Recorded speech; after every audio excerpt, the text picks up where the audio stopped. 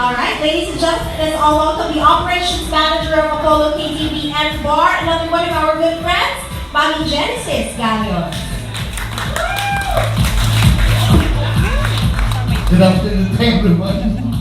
Isang pasabog talaga. Pasabog talaga yun. Pasabog talaga ang pagpasok mo, Mami Jen. Mami Jen, we all know that you're one of the pioneers of Fahrenheit Fitness Cafe, the 1690, and now your newest baby, Apollo KTV and Bar. O, diba? Can you tell us briefly about Apollo KTV and Bar? Yeah, Apollo is created for the LGBTQI community. We created a new bar catering, of course, to the LGBTQ to make our life, like life of the LGBTQ, more meaningful, more beautiful. Yeah, so to experience wholesome men, amazing entertainment, so all in one. You know. Gusto ko yung awesome man. Of course. Kailangan yun. Alright, so thank you so much, Mami Jen. Please invite them naman to visit Apollo. To all our wonderful friends, actually to the Vincent, to all the vloggers, can you help us support us? Invite more friends in Apollo and also in 169. These are sister companies, and of course the Fahrenheit Cafe. These are the establishment catering to the LGBTQI with heart and with purpose of serving our wonderful clients and guests and all our friends. Thank you so much. Mami Jen, where is Apollo? Apollo is located in Rojas Boulevard, Paranaque, Baclaran, near Baclaran. So, yeah. Yan po. Thank you. Alright, thank you so much, Mami Jen. Thank you so much. Kakalimutan na natin si Mami Jen. Yes. Pagkita kayo doon.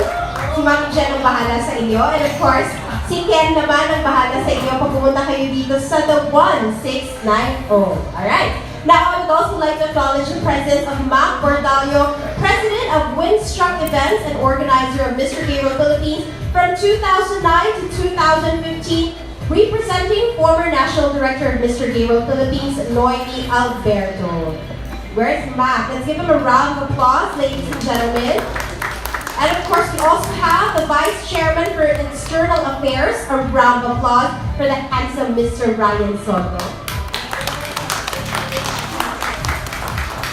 And the Vice Chairman for Internal Affairs, Mr. Raul Barbosa. There he is. Alright, so these are the people behind the Mr. Gay World Philippines. Sila ang bahala sa success ng ating representative for this year. So now it's time to welcome the man of the hour, our representative for the most prestigious international gay pageant for gay men, Mr. Gay World 2019, which will happen on April 28 to May 5 at Cape Town, South Africa. Let's get to know this model, actor, and realtor. So let's watch a profile video of Mr. Gay World Philippines 2019, Janjep Carlos. Mabuhay! I'm Janjep Carlos, Mr. Gay World Philippines 2019. I love traveling and exploring different countries. This has widened my horizon in understanding of different cultures, values, and issues that have created global impact. This brings me to my advocacy, mental health awareness. Throughout the world, many people are suffering from depression. Depression is real, and it has caused the tragic loss of lives. Depression is a real illness that can be treated if properly diagnosed. With love and understanding of people undergoing depression, this illness can be transformed into wellness. I am currently partnering with Mental Health PH, an organization that promotes mental health awareness throughout social media. Recently, I visited the Cape Mental Health in South Africa, a mental rehabilitation facility catering to impoverished communities. Be informed. Reach out to people with depression. Together, we can turn this illness to wellness. Alright, and now, firing up with much passion and dedication to his goal of becoming the second Pinoy Mr. Gay World, here is Mr. Fahrenheit and Mr. Gay World Philippines 2019. A round of applause for Mr. Janjep Carlos.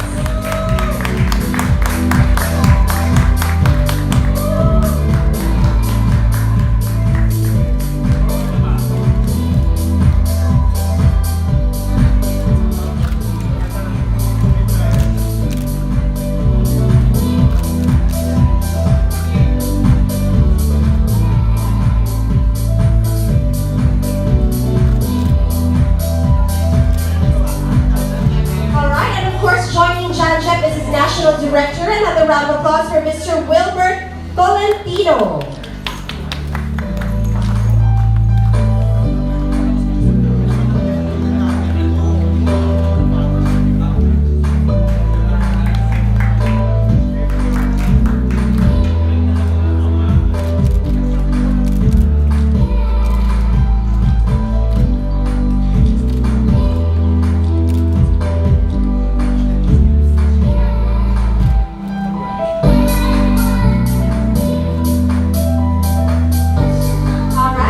We will now be asking Wilbert to give his message for Janjep. Ganun talaga pag mga gwapo, tsaka kayo talaga nakaupo. Pag maganda nakatayo. Ayun. Hello, Janjep. Wish ko, alam natin na kaya natin yan. So, syempre, first, I would like to thank KF for giving pageant training para sa iyo, and I believe na kaya-kaya natin yan, di ba? And na-train ka rin for make-up by Kuya Gio. Siyempre, malaking edge mo at this time kasi 2016, pinaghandaan natin until ngayon. I think it's a time. I think it's about time for us for the second crown, and I believe we can make it. Basta paniwala natin ng destiny at saka premonition. If it's para sa'yo talaga yan. Okay? So, best of luck and bring home the crown.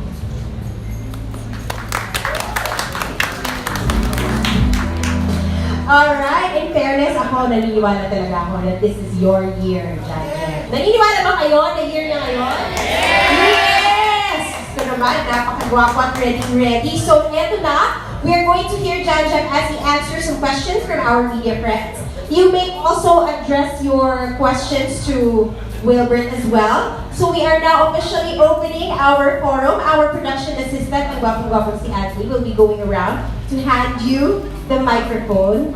Yes. Pwede na kayo magtanong sa kanya kung gusto nyo.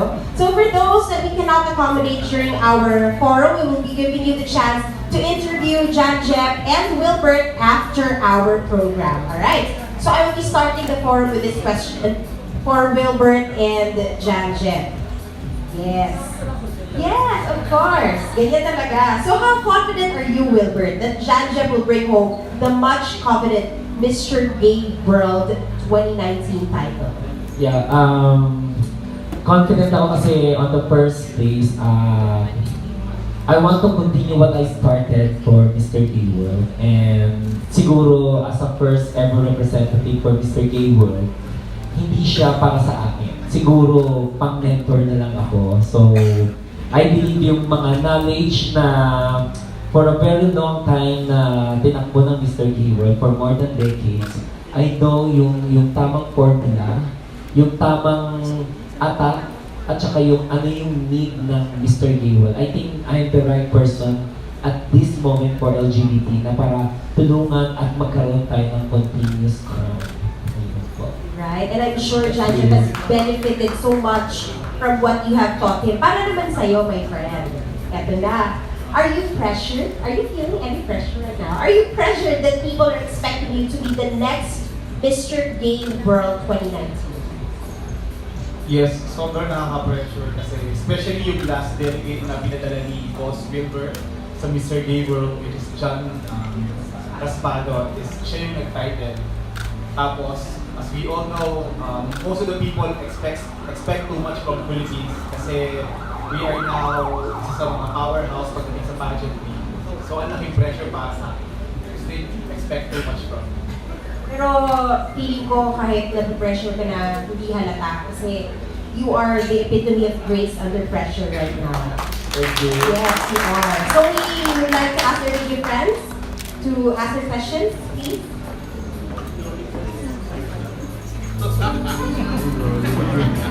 Thank you very much. Anyway, I'm not deep for okay anymore. Good luck. Okay, for my question, there are previous winners of local international gaming pageant that who are advocates for against HIV. And but sad to say, eventually, kind of the presidency. So, in line with your advocacy, illness to wellness, how are you going to promote your advocacy na hindi magsasuffer yung personal and private activities? Actually, right now, I am partnering with Mental Health PH.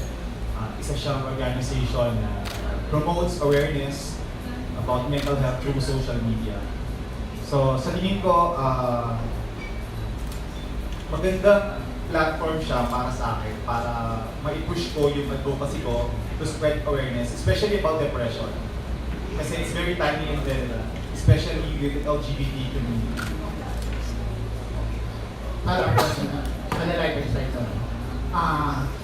Have you experienced to be pursued or to be loved by a woman?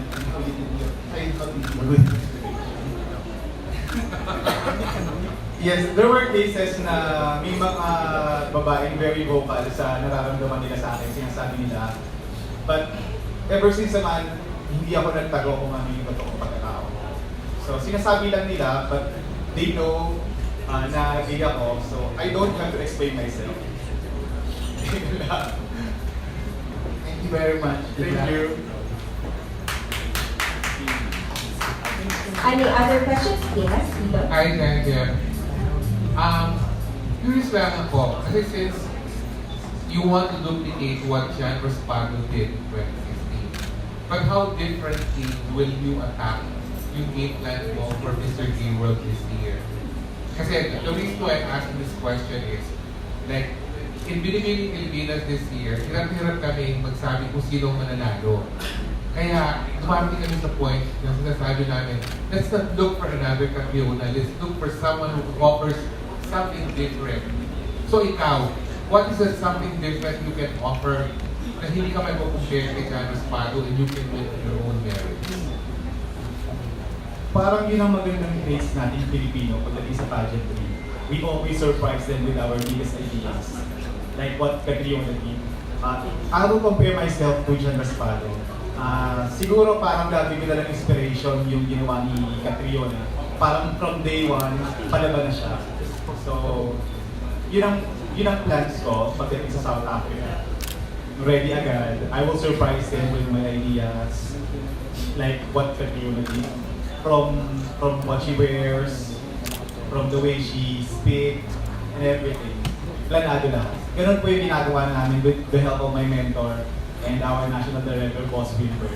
And to AF, kagandahang Flores ka, talagang hinahanda nila ako para sa Mr. Gay World 2019.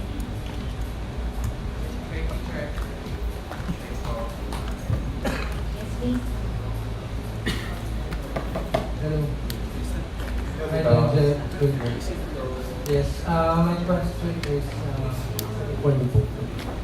Kasi you won 3 weeks ago or less than a month ago? Less than isang buwan din. Oo, so with that very little time, na-exhaust ba lahat na-exhaust ba natin yung time na yun to prepare, to give Janjep the preparation he needs in order to get the plan? Yeah. Actually, it's a short preparation for our organization, but Tito J, we have a module, we have a good profile for Janjep na talagang swak siya kasi during nung nag-sign ako ng contract ng Mr. Giwer, they are looking for a profile, someone na dapat pwede. Yung profile na nasa handbook, siya yung nakikita kong guy. Actually, ayaw na nga niya sumali ng national pageant. I convinced him kasi siya yung profile na hinahanap ng Mr. Gamer na parang magsusud sa kanya. Ayun. And it's one of the criteria of Mr. Gamer organization is the winner should be a social media influencer. So, kumbaga, edge na ni Janjep yung pagiging social media influencer. Kasi right now, parang mahirap makahanap sa LGBT community. And doon din kasi ako nagtaka, during magsasign kami ng contract, ino-operan ako ng organization, mag-join ulit, na hindi na kasi para sa akin, dapat mamahina na ako. Kumbaga, mas maganda yung mag-breed tayo ng mga bagong babies, mga bagong luminaries for ano. Kasi it's very redundant pag balik pa ako for this pageant. Mas maganda yung nandun na ako as national director, mas maganda yung ipasa ko na lang yung mga knowledge na kung ano meron para sa atin, para sa kanya, para na-deliver niya sa community. Yun po. Yes po, Tito, I admit, napaka-short yung time para sa preparation. Nagkataon lang ang swerte ko bago nagkaroon ng national pageant. Physically, I'm fit, so I'm ready. So yung pinaprepare ko na lang for this international pageant is more of like Q&A, which is nagagawa naman namin with the help of PF. So I'm very thankful sa PF and my mentor, Boss Chip. And then, one more thing about yung dadalhin mo, like your costume. Pwede ba natin konting, is there something we can reveal about it? Reveal it, and ano yung concept ng costume? Actually, Tito J, yung costume na pinanalo ni Janjep during sa 17th annual search for Mr. Fahrenheit. So, kung ano yung pinanalo, so I give credit for designer. So, hindi na ako nagpalit ng designer. So, para man lang ma-feel naman niya na yung costume niya ilalaban sa international, mas pinadagdag, mas pinaganda. So, yun po, sabi ko nga kay Janjep, bago siya umalis, kailangan pag-aralan po niya yung execution, yung scoring namin, dapat kakaiba. So, coach kami, every night, nagme-message kami, nagbabatuhan kami ng mga ideas na, kumbaga, sabi nga ni Janjep, yung gusto niya yung something unique. Yung hindi siya laging natatag kay Jan, gusto niya something, kakaiba na siya, yung para hindi siya maano. Sabi ko, it's nice kasi nag-discuss kami from starting from the campaign, yung advocacy. We come up na sabi ko, I think it's good yung for depression, yung illness to wellness. Matutuhog niya lahat yun, yung kumbaga, andun yung HIV awareness, yung mga depression na pinagdadaan sa LGBT. Kumbaga, yun, through that, marami siyang maano. Kasi sa LGBT community, marami tayong problem sa mga iba-ibang, from financial, from love life, minsan hindi nila na-handle, Tito J. So, sabi ko, it's a perfect timing ang illness to wellness para sa kanya. Tsaka, very perfect kasi yung wellness na i-deliver niya, very gym fit siya, yung health, niya, very, fit for pageant siya talaga ngayon. Kumbaga, hinog na hinog siya ngayon. Ayun. And my last question is, curious na ako dun sa advocacy mo, and you even went to Cape Town for that. Yes po. Did you do that before you won or after you won Mr. Nagkataon lang po before the pageant, the national pageant, I visited South Africa, Cape Town din po. So I Travel ka naman niya. I had the chance to visit mental health Cape Town. So para makita ko yung situation nila, parang nakaka-inspire kasi pag nakikita mo talaga yung mga taong nagdadaan through depression. Nakaka-touch. Mas mapupush mo yung advocacy mo. Added points na yun. Nagkataon. Added points. Thank you. Saka in addition, Tito J, during time na nasa Cape Town siya, parang nung nag-send siya sa akin ng ganun, sabi ko napaka-perfect, para sa iyo itong South Africa kasi you were there before joining Mr. F. Sabi ko, siguro much better upuan natin. So, the whole organization na inupuan namin, diniscuss po namin. So, we come up na makipag-tie up kami sa Philippine Mental. So, from Cape, tsaka sa Philippines, sabi ko, I think it's a sign. Siguro ito yung sign para sa iyo. You're going to Cape Town to compete and represent our country. Siguro, it's about time, sabi ko. Malakas ang premonition ko and kumpiyansa ko talaga na mauwi natin for second crown. Ayun po. Thank you. I'm Timmy Basil from Sunstar Cebu, Black Buddies, and Dear Tito Tito. naging viral yung post mo sa Facebook regarding yung sa Lindo, no? So ngayon, impromptu, kung sakaling magkano ka ng post regarding the fate of Janjep, ano ang magiging post mo ngayon? Oo. Marami nakatutok sa iyo ngayon. Yes po. Kung meron ako ipopost talaga, siguro yung during time na nung nag-design ako sa Mr. Gaywell na napag-inipan ko yung 3 consecutive crowns, siguro yun ang ipopost ko na 3 consecutive crowns for the Philippines. As start from Janjep until kung sino man yung next at next. Yun po premonition ko. Wow.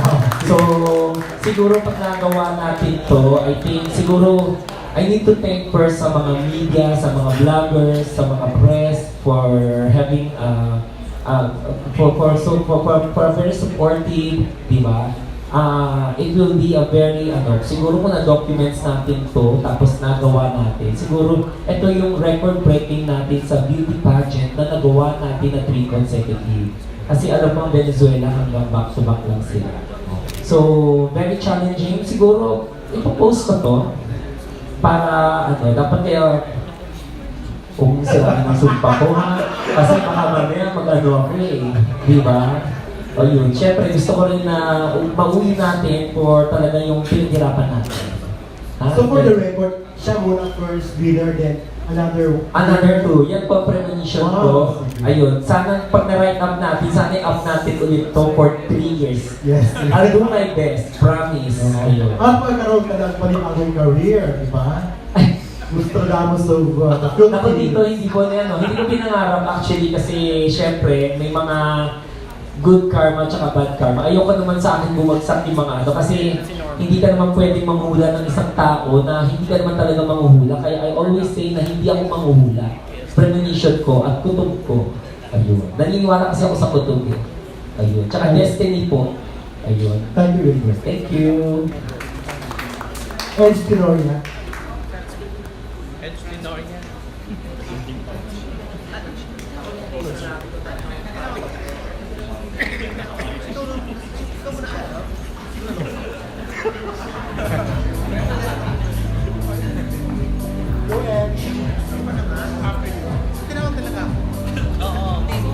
Hi, good afternoon. I'm Adam Inato from Sash Factor. I have a couple of questions to ask. First, I want to address this to Sir Janjep. What's your opinion? First of number 1, why did you choose mental health awareness as your advocacy? Does it come from personal experience? We didn't come up with this advocacy just as snap po. We really think about something na very timely and relevant. So if you're familiar with Mr. Fahrenheit 20, Yes. Game title holder, J.B. Liang, he's one of the main reasons why we come up with mental health advocacy, which specifically spreading awareness about depression. Siya po talaga yung reason. Kaya ito po yung advocacy namin. Second question is, as we all know, inclusivity is a very, it's a very relevant topic in female pageants right now. So, what's your opinion on transgenders joining group 2 female pageants like Miss Universe? And I want to also address this to Sir Wilburn. Is there a possibility that Mr. Gabriel would also open its doors to trans men? Just for the sake of inclusivity. Hello po, ganda ng question niya actually. So, as a national director of Mr. Gaywell, I think I need to follow first the handbook kung ano po yung talagang hinahanap po nila. We don't discriminate them. Siguro may mga proper na pageant para for sa trans men. So, I still focus for Mr. Gay kung talagang anong category nila. Kung yun yung talagang magtataas ng bandila natin for Mr. Gay World. So, I don't have any against for trans man. Siguro, meron silang pageant para sa kanila po. Okay. So, hindi po ako favor para sa trans man. So, I will focus for our community. Ayun po. Thank you very much. Thank you. Good luck. Thanks po. Hi, Wilbert. Hi, Janjep. O, sana magkatotoo yung kutob at premonition ni Wilbert para sa'yo. Wilbert, I'm here. Hey, Janjep, I hope you don't mind. May we know your age? I'm 41 years old po, last February 18. Maraming hindi naniniwala, no? Anong sikreto? Siguro po lagi lang akong nag-workout. Parang part na siya ng routine ko everyday. Yun po. Healthy lifestyle. Healthy lifestyle. Pangalawang tanong, ano? What is your status? Right now po meron akong partner. We're 7 years na po. 7 years. Okay. Can you tell us something about the partner mo? Is he as loyal as you? Oo naman po. Katulad ko rin po, gym fit, tapos business-minded siya. Yun.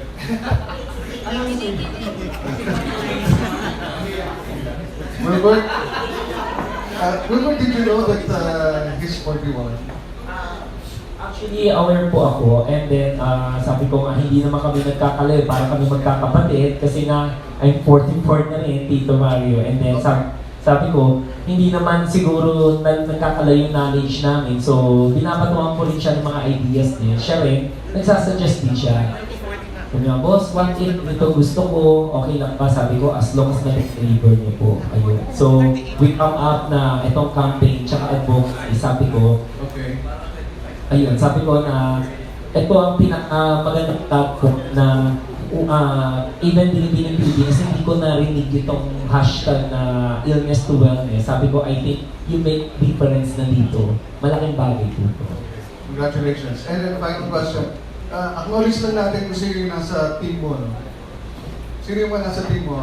Design, your walk, your fashion, Yes, I want to thank Q&A. I want to thank first and foremost KF, Kagandahang Flores, for giving me pageant training, headed by Tito Roger Flores, Tito Gio Flores.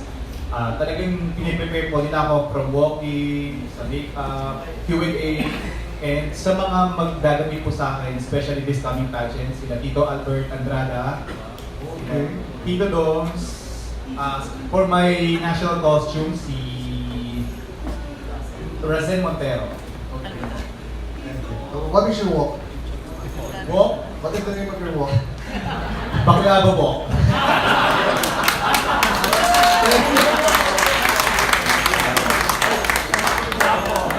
Diyan. Hello? Sample mo na baklavang walk. Sample daw ng baklava mo.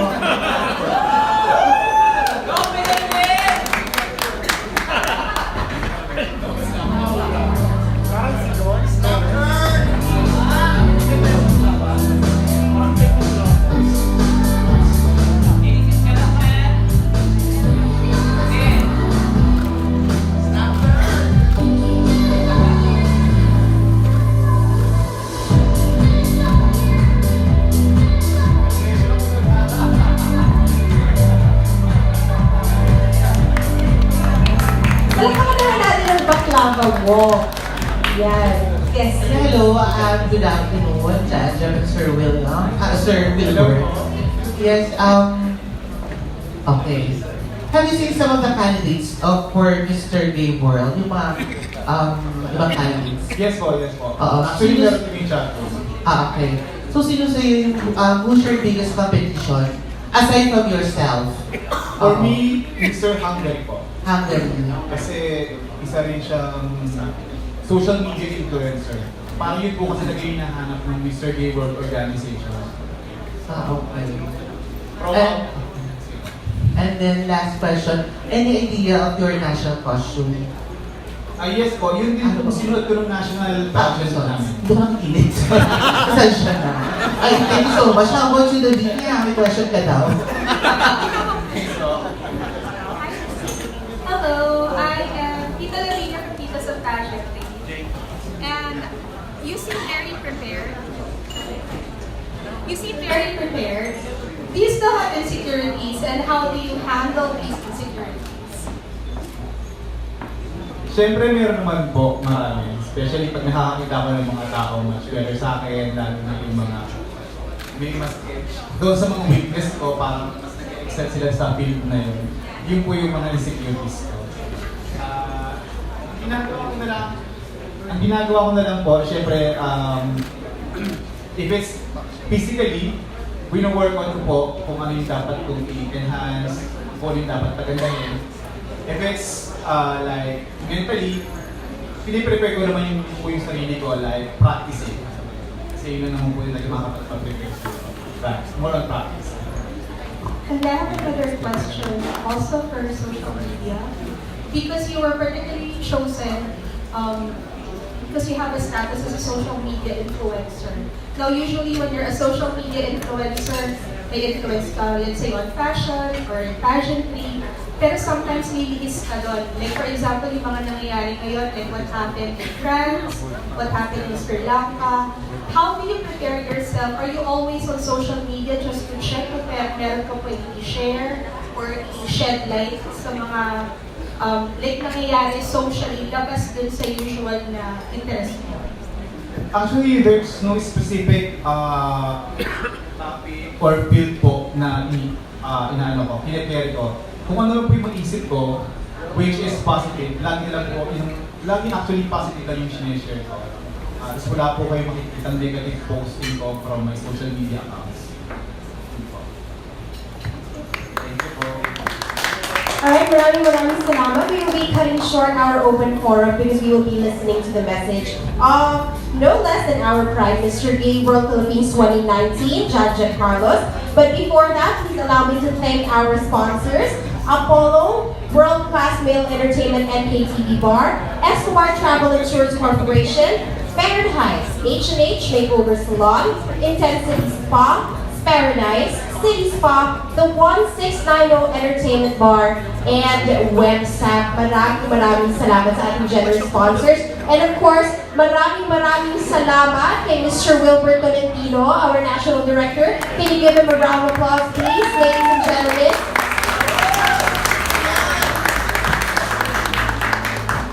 Alright, so now, bago natin tanungin ang kanyang mensahe para sa inyong lahat, pwede ba akong humingi ng isang malakas at masigabong palakpakan, yung pinakamainit? So let's hear it from Mr. Gay World Philippines 2019 and hopefully our Mr. Gay World 2019, Janjep Carlos.